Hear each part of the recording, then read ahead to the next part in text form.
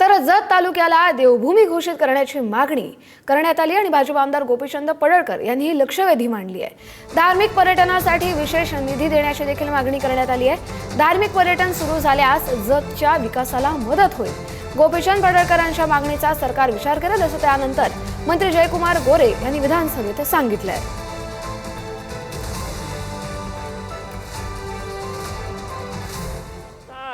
जी 36 मंदिर आहेत या तालुक्यामध्ये गुड्डापूरला धानमा देवीचं मंदिर आहे। एका दिवशी यात्रेला 10 लाख लोक येतात।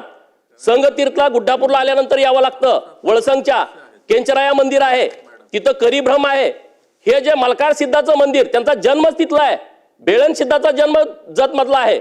जे भिवर्गीला मंदिर आहे ज्याला तीर्थक्षेत्र बचा दर्जा माननीय ग्रामविकास मंत्री महोदयांनी दिलाय।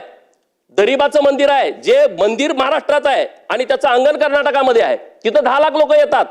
रामेश्वराचं मंदिर तिथं आहे।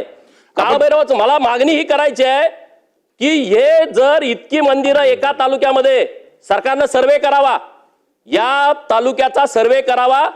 इतकी मंदिरं एका तालुक्यामध्ये जिथं लाखो लोक येतात, तर या बाबतचा एक सरकारनं निर्णय करून जतला देवाची भूमी म्हणून राज्य सरकारनं घोषित करावं, देवभूमी म्हणून घोषित करावं।